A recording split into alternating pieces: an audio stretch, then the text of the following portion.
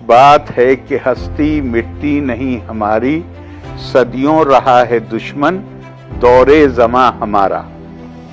यूनान मिस्र रूमा सब मिट गए जहां से, बाकी मगर है लेकिन नामो निशां हमारा। तो ये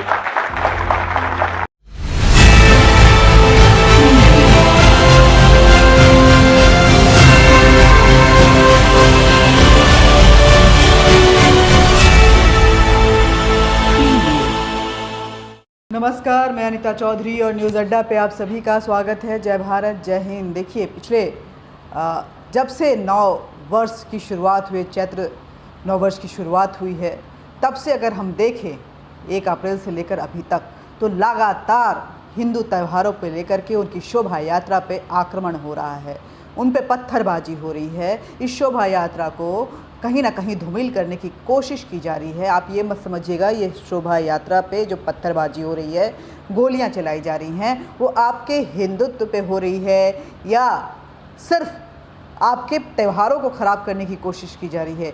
ये हमला भारत पे है और जो हमलेवार हैं वो एंटी इंडिया हैं, क्योंकि भारत के त्योहारों पे जो हमला कर रहा है, उसकी संस्कृति पे जो हमला कर रहा है, वो भारत का भला नहीं सोच रहा है।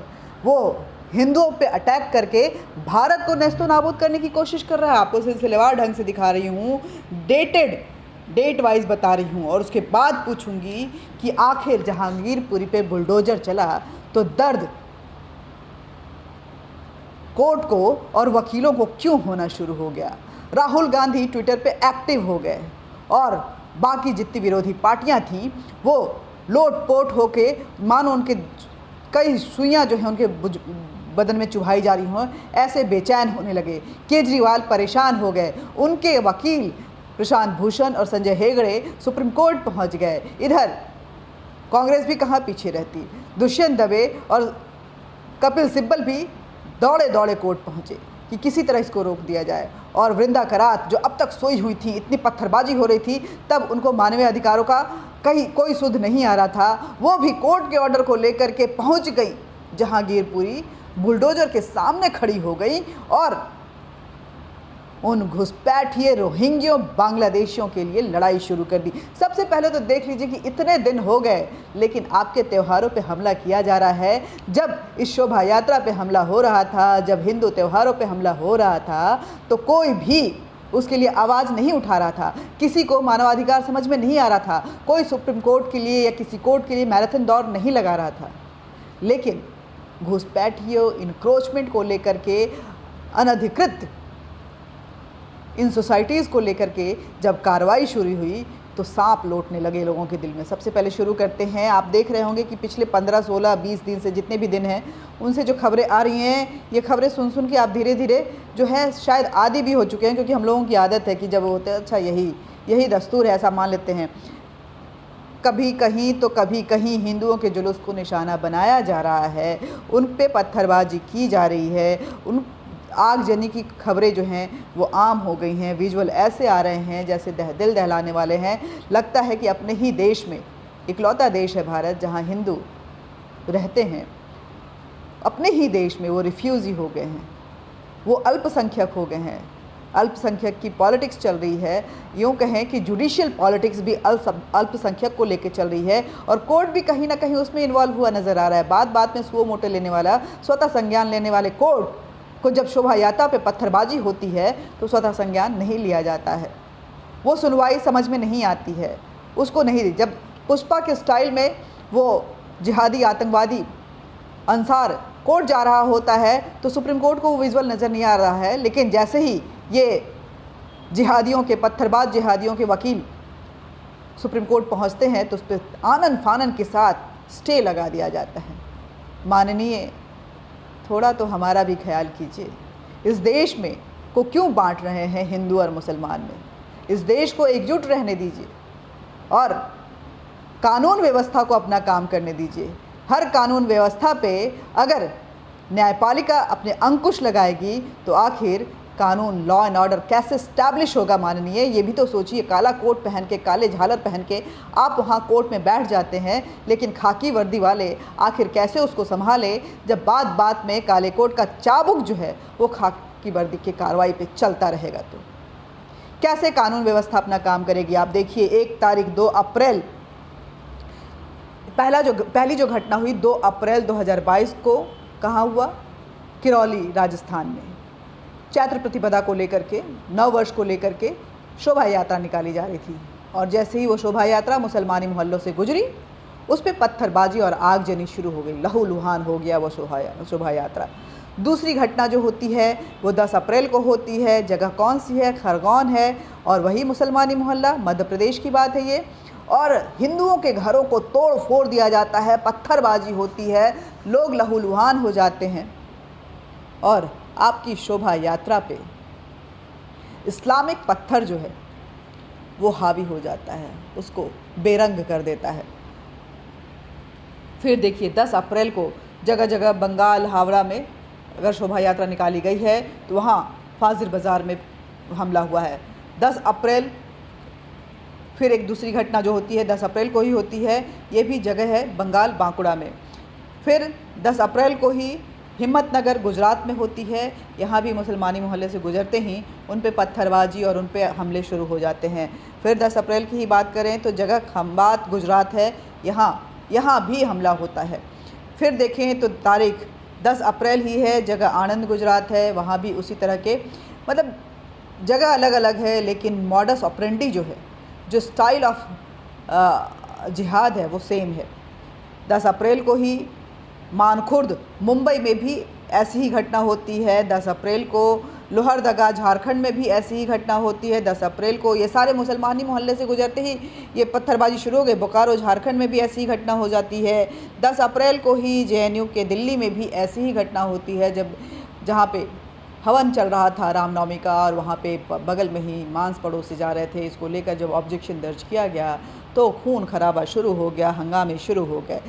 16 अप्रैल को जगह जहांगीरपुरी, हनुमान जयंती और उस दिन वहाँ क्या हुआ ये तो हम सब ने देखा कि किस तरह से दौड़ा कर शोभा यात्रा में निकले हनुमान भक्तों को पीटा गया, मारा गया, पत्थरबाजी की गई। 17 अप्रैल को हुबली कर्नाटक में फिर ऐसी ही घटना होती है। 16 अप्रैल को कोलार कर्नाटक में ऐसी ही घटना होती है। 16 अप्रैल को कुर्नूल आंध्र प्रदेश में ऐसी ही घटना होती है और 16 अप्रैल को रुड़की उत्तराखंड में भी ऐसी ही घटना होती है। और ये वो सारे जगह हैं जहाँ पे मुस्लिम बाहुल्य इलाका है और वहाँ पे इस्लामिक जिहाद जो है पत्थर के रास्ते आपके दरवाजे तक दस्तक दे रहा है। ये कश्मीर जो है, कश्मीर का वो मॉडस ऑपरेंडी जिसमें पत्थरबाजी, स्टोन पेल्टिंग, वो आपके दरवाजे पे पूरे भारत में घर घर में दस्तक देने की कोशिश कर रहा है कि अगर कुछ बोला तो पत्थरबाजों। अभी तो पत्थरबाजी है, बाद में न जाने क्या क्या चलेंगे क्योंकि हथियार भी निकल रहे हैं, बड़े बड़े हथियार निकल रहे हैं। राहुल गांधी अल्पसंख्यकों को लेकर के दुहाई दे रहे हैं। मेरा सवाल ये है कि राहुल गांधी आखिर अल्पसंख्यक के नाम पे संविधान की दुहाई देते हुए आप जो ये ट्वीट्स करते रहते हैं, क्या आपको पता है कि संविधान रचयिता बाबा साहब अम्बेडकर इस्लाम को लेकर के क्या सोचते थे? आप ये तो बताते हैं कि बाबा साहब ने धर्म परिवर्तन करते हुए बौद्ध धर्म को अपना लिया था। बाबा साहब ने बौद्ध धर्म को इसलिए अपनाया क्योंकि बौद्ध धर्म हिंदू धर्म का ही दूसरा पार्ट है। वहाँ भी भगवा को इज्जत दी जाती है, वहाँ भी सत्यता और संजीदगी के साथ समाज की एक संरचना होती है जो कंस्ट्रक्टिव सोसाइटी होता है। इस्लाम अब कबूल करने के लिए, क्रिश्चियनिटी कबूल करने के लिए उनके पास बड़े बड़े लोग आए थे, उनको बड़े बड़े ऑफ़र दिए गए थे, लेकिन बाबा साहब ने नहीं एक्सेप्ट किया था, उसको डिनाई कर दिया था और बौद्ध धर्म को अपनाया था। देखिए उनकी किताब है राहुल गांधी, आपको पढ़नी चाहिए। संविधान की दुहाई देते हुए आपको उनकी किताब पढ़नी चाहिए और उस किताब में को पढ़ते हुए ये समझना चाहिए कि बाबा साहब की क्या सोच थी। बाबा साहब की किताब जिसका नाम है डिवीज़न ऑफ पाकिस्तान या भारत का विभाजन, डिवीज़न ऑफ पाकिस्तान और इंडिया, जो कि 1940 में इसका पहला एडिशन निकला था। इस्लाम को लेकर के बाबा साहब अम्बेडकर की क्या सोच थी इस किताब में बहुत अच्छे से जानने को मिलती है। देश के प्रथम कानून मंत्री और संविधान सभा की ड्राफ्टिंग कमेटी के अध्यक्ष बाबा साहब भीमराव अंबेडकर के विचारों को समझने के लिए इस किताब को पढ़ना बेहद ज़रूरी है। अंबेडकर ने इस्लाम को लेकर क्या कहा था, ये जानना भी ज़रूरी है। बाबा साहब की किताब इस्लाम राष्ट्रवाद के किताब को पढ़ेंगे तो आप समझ जाएंगे इस्लाम राष्ट्रवाद तोड़ने वाला मजहब है। बाबा साहब ने इस्लाम मुस्लिम राजनीति के संदर्भ में अपने विचार Pakistan and the partition of India में लिखा है कि इस्लाम में राष्ट्रवाद की अवधारणा ही नहीं है। बाबा साहब लिखते हैं कि इस्लाम में राष्ट्रवाद की अवधारणा नहीं है, यह एक राष्ट्रवाद को तोड़ने वाला मजहब है। इस्लाम का भाईचारे का कोई सिद्धांत मानवीय जाति के भाईचारे से नहीं मेल खाता है। यह केवल उनकी कौम तक ही सीमित भाईचारा है। मजहब के बाहर वालों के लिए उनके पास शत्रुता तिरस्कार के सिवाय कुछ भी नहीं है। वो जो भाईजान कहते हैं वो सिर्फ अपने कौम के लिए है। अंबेडकर के मुताबिक इस्लाम एक सच्चे मुसलमान को कभी भी भारत में अपनी मातृभूमि मानने की अनुमति नहीं देता है। कुरान इसकी इजाज़त नहीं देता है। मुसलमानों को कि भारत को दारुल इस्लाम मुस्लिम राजा वाला देश बनाने की कई महत्वाकांक्षाएं जो हैं उनके अंदर बाखूबी पलते रहती है। उनके मुताबिक खिलाफत आंदोलन द्वारा जिहाद तथा पैन इस्लामाबाद को बढ़ावा देना एक सोची समझी जो है रणनीति थी। अनेक मुसलमान भारत छोड़कर अफ़गानिस्तान चले गए। अफ़गानिस्तान का 1919 में भारत पर आक्रमण इन खिलाफत के लोगों की भावनाओं का ही परिणाम था। अंबेडकर अपनी किताब में लिखते हैं कि जिस मोहम्मद अली ने 1923 में महात्मा गांधी की तुलना ईसा मसीह से की थी, वही 1924 में अलीगढ़, अजमेर तथा लखनऊ के भाषण में गांधी के प्रति भद्दे शब्दों का और घृणा का प्रयोग करता है और उनके लिए किस किस तरह के अभद्र भाषाओं का इस्तेमाल करता है, उसको देखकर समझा जा सकता है कि क्या है इस्लाम और क्या है उसकी मानसिकता। अंबेडकर कहते हैं कि यहाँ तक कि हिंदू मुस्लिम एकता को लेकर के गांधी के आलोचक रहे हैं वो और उसे एक भ्रम बताते रहे हैं, लेकिन उनका कहना था कि इस्लाम कभी भी गंगा जमनी तहजीब को नहीं मानता है। अंबेडकर का कहना है कि भारत में हिंदू मुसलमान दंगों का गृह युद्ध आने वाले भविष्य में हो सकता है। मुस्लिम आक्रमणकारियों ने भारतीय जीवन प्रवाह के मतांतरण, अलगाववाद तथा सांप्रदायिकता का विष घोला हुआ है, जिसकी परिणति भारत विभाजन के रूप में हुई है और आने वाले दिनों में भी ये भारत के लिए खतरा बन के रह सकता है। बाबा साहब धर्म के बिना जीवन को अस्तित्व नहीं मानते थे, लेकिन धर्म भी उनकी भारतीय संस्कृति के अनुकूल हो ये उन्हें स्वीकार्य था। भारतीय संस्कृति के अलग हटके, इतर हटके कोई धर्म हो तो वो उसको मानने को तैयार नहीं थे। इस्लाम को एक साथ बांध कर रखना नामुमकिन है। इस्लाम हमेशा झगड़ों में और जिहाद में विश्वास करता है, ऐसा बाबा साहब संविधान रचयिता राहुल गांधी, पढ़िए इस किताब को और सुनिए गौर से कि संविधान रचयिता बाबा साहब का ये कहना है। और वो कहते हैं कि कठोरता से अंबेडकर मानते थे कि इस्लाम मुस्लिमों और अन्य धर्मों के बीच के अंतर को वास्तविक मानता है और उसके अलग तरीके जो हैं वो कभी भी एक्सेप्ट नहीं करता है। इस्लाम में अक्सर भाईचारे की बात कही जाती है, अमन चैन और सभी कौमों को एक साथ रहने की बात कही जाती है। इस बारे में बाबा साहब का कहना था कि इस्लाम जिस भाईचारे को बढ़ावा देता है वह एक वैश्विक या सार्वभौमिक भाईचारा नहीं है। बाबा साहब के इस कथन से को इस बात से समझा जाता है कि वसुदेव कुटुंबकम जैसी धारणा जो है वो सिर्फ हिंदुओं में पलती है। इस्लाम इसको सिरे से खारिज करता है। इस्लाम में जिस भाईचारे की बात की गई है, बाबा साहब कहते हैं, वो केवल मुस्लिमों के साथ का भाईचारा है। इस्लाम बिरादरों जिस भाईचारे की बात करता है वो उसके भीतर तक ही सीमित रहता है। जो भी इस बिरादरी के बाहर का है उसके लिए इस्लाम में कोई जगह नहीं है सिवाय अपमान और दुश्मनी के।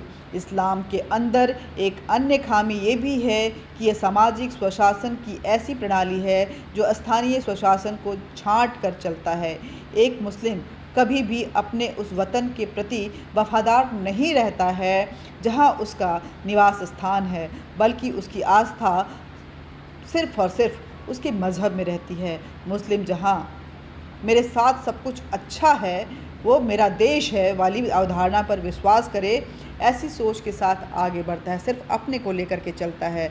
बाबा साहब आगे बोलते हैं कि मुस्लिम महिलाओं को जिस तरह से हिजाब में रखा जाता है, कहीं ना कहीं ये एक रूढ़िवादी सोच है जो समाज के लिए बेहद ख़तरनाक है और इसको लेकर के उनकी जो सेक्स और जो उनके अंदर की जो उस तरह की भावनाएं हैं वो कहीं ना कहीं उनको अपराध की तरफ ले जाती हैं। अम्बेडकर मानते थे कि मुस्लिमों की आस्था चाहे वो आम नागरिक हो या कोई फ़ौजी केवल कुरान पर ही निर्भर रहती है। अम्बेडकर के अनुसार मुस्लिम भले ही खुद के शासन में रह रहे हों या फिर किसी और के, वो कुरान को ही दिशा निर्देश मानकर उसके रास्ते पे चलते हैं। हिंदू और मुस्लिमों के बराबर हक वाले देश नहीं मान सकते मुसलमान। बाबा साहब का साफ मानना था कि भारत मुस्लिमों की भूमि बन सकती है, लेकिन हिंदुओं और मुस्लिमों दोनों को एक कॉमन प्लेटफॉर्म पे लाकर वैसा राष्ट्र बनाने की कोशिश की जाए तो ये बेहद नामुमकिन है। इसलिए भारत को तय करना पड़ेगा कि आखिर भारत को किस रास्ते जाना है। इसने अपनी किताब में उन्होंने लिखा है, हिंदू और मुसलमान दोनों एक कॉमन रास्ता। क्या आज के नेतागण इस सामाजिक कार्यकर्ता बाबा साहब के कथनों पर कितना विचार करते हैं? राहुल गांधी, आप कांग्रेस, आप ये बताइए, क्योंकि बाबा साहब की बार बार दुहाई देते हैं, संविधान की दुहाई। सेकुलर वर्ड जो है राहुल गांधी, ये बाबा साहब ने नहीं लिखा था। उनको पता था कि सेकुलर वर्ड कितना बैकफायर करेगा इस राष्ट्र को और इसकी राष्ट्रीयता को, लेकिन ये आपके कांग्रेस ने घुसेड़ा है, आपकी दादी ने ज़बरदस्ती घुसेड़ा इसे तुष्टीकरण की राजनीति के तहत, जिसका खामियाजा हिंदुओं को भुगतना पड़ रहा है। आज हिंदू अपने ही देश में रिफ्यूजी, ये घुसपैठिए जो हैं, उनके लिए कानून की बात की जा रही है और हिंदुओं पे पत्थरबाजी हो रही है, गोलियां चलाई जा रही हैं, जो इस देश के जड़ों से जुड़े हुए हैं। इस मिट्टी में उनका, आर्यन का जो है, सनातनियों का वो उस जड़ से न जाने कितने हज़ार वर्षों से जुड़े हुए हैं। वो अपने ही देश में अपनी लड़ाई लड़ रहे हैं। बहुसंख्यक कह के उन्हें गाली दी जा रही है और अपने ही देश में उन्हें रिफ्यूजी बताया जा रहा है। बताया नहीं जा रहा है बल्कि बनाया जा रहा है, और ये बेहद एक रणनीति के तहत बनाया जा रहा है। आप एनआरसी लागू नहीं होने दे रहे हैं, आप सीए का विरोध कर रहे हैं। हिंदुओं को लेकर के आपकी भाषा जो है वो इतनी कटु है कि आपको हिंदू और हिंदुत्व से परहेज है।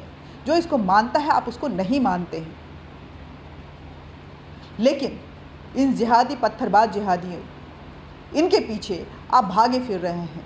अरविंद केजरीवाल का कि वो बात बता रही हूँ, वो बाइट आपको दिखा रही हूँ, हालांकि कुछ पुरानी है, लेकिन आप इसे सुनिए ज़रूर, जिसमें वो बोल रहे हैं कि वक्फ बोर्ड क्या है, इस्लाम क्या है, मुसलमान क्या है और उसके लिए वो क्या क्या कर सकते हैं, और आने वाले दिनों में किस तरह से वक्फ बोर्ड अपने परचम लहरा सकता है, इस्लाम अपने परचम लहरा सकता है। वक्फ बोर्ड के जरिए समाज की सेवा करेगा।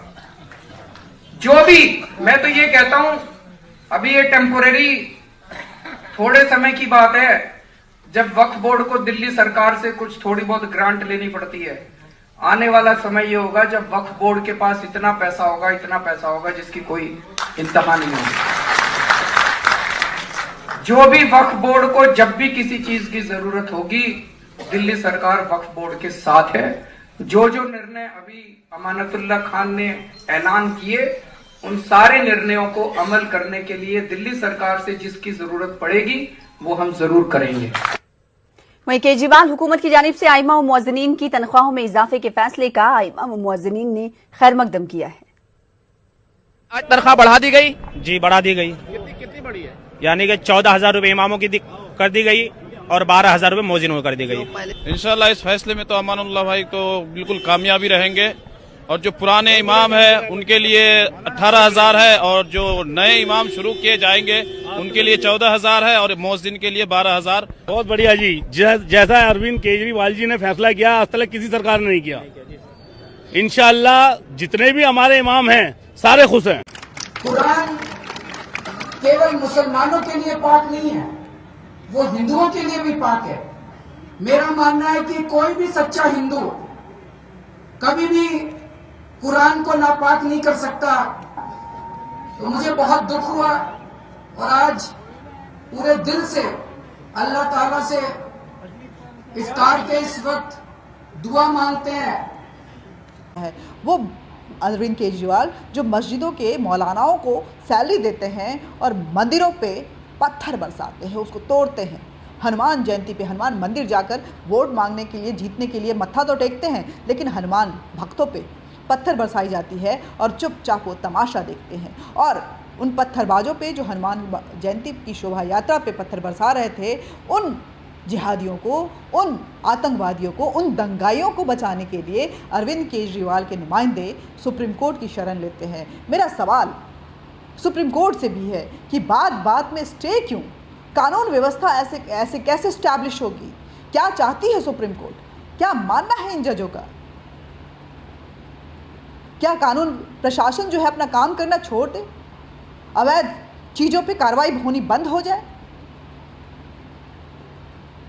स्वतः संज्ञान लीजिए माननीय जज साहब, क्योंकि इस देश में हिंदू भी रहते हैं।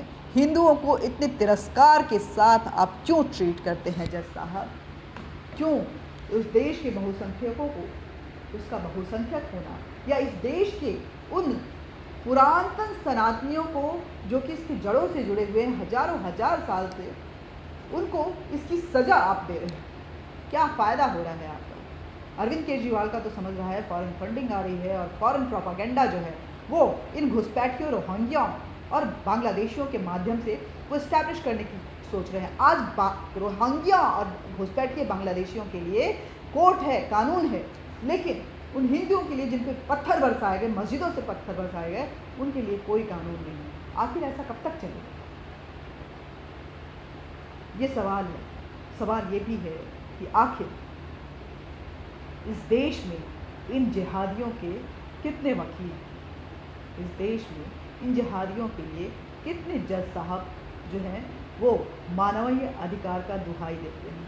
इस देश में क्या हिंदू रिफ्यूजी हो गया है? और इस देश में क्या पत्थरबाजों का शासन चलेगा, या फिर खाकी वर्दी पहने हमारे प्रशासनिक अफसरों का? सवाल है ये, जवाब आपसे चाहिए। और साथ ही जवाब ये भी चाहिए कि इस देश को आखिर हम सब मिलकर किस दिशा में ले जाना चाहते हैं? क्या इसका भविष्य तय करना चाहते हैं? अपने बच्चों को, अपने आने वाली पीढ़ी को किस तरह का भारत देना चाहते हैं? जय हिंद, जय भारत। वीडियो को ज़्यादा से ज़्यादा शेयर कीजिएगा, सवालों के जवाब जरूर दीजिएगा जो समझ में आए। हमारे चैनल को सब्सक्राइब कीजिए, इस बेखौफ आवाज़ को और बुलंद कीजिए, अपनी सहयोग और अपने मेरे आवाज़ में अपना जो समर्थन है वो दे करके बेल बटन दबाइए, ताकि जब भी कोई वीडियो अपलोड हो नोटिफिकेशन आप तक पहुंचता रहे।